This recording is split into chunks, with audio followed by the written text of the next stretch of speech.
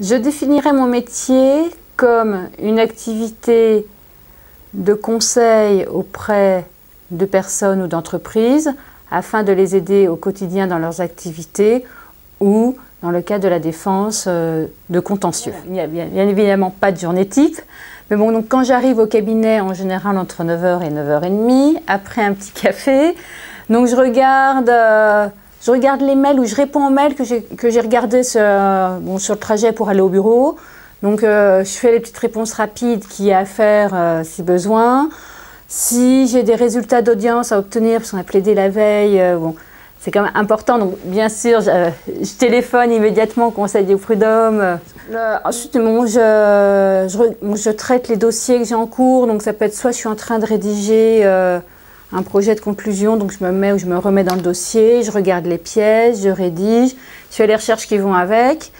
Et dans le même temps, je réponds au téléphone. Le déjeuner qui peut soit prendre un peu de temps, soit être très rapide selon la charge de travail que l'on a. Dans la journée, il peut y avoir des audiences.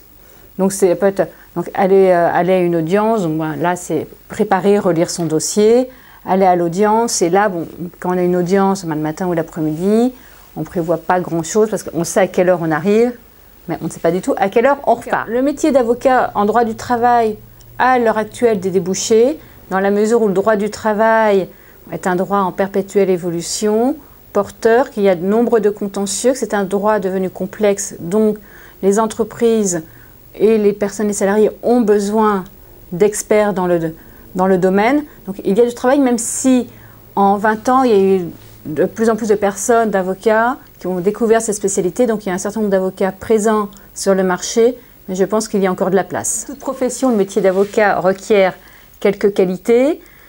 Alors, à mon avis, donc, il faut savoir écrire. Déjà, il faut aimer écrire. Il faut savoir chercher, réfléchir, puisque sur un dossier, on n'a pas les solutions toutes trouvées. Donc, il faut avoir aussi une qualité de patience et d'écoute, puisque pour bien défendre un client, il faut savoir l'écouter, essayer de comprendre quelles sont ses attentes, quels sont les non-dits. Et puis, c'est aussi un métier où il faut être capable de faire plusieurs choses en même temps, c'est-à-dire d'être sur un dossier, de laisser tomber le dossier pour passer, répondre au téléphone, faire une recherche rapide, revenir sur le dossier. Donc, il faut être capable de gérer plusieurs choses en même temps et avoir, je pense, une assez forte capacité de travail. C'est une profession que j'aime beaucoup et que je ne regrette absolument pas de faire et je ne m'ennuie pas du tout, jamais.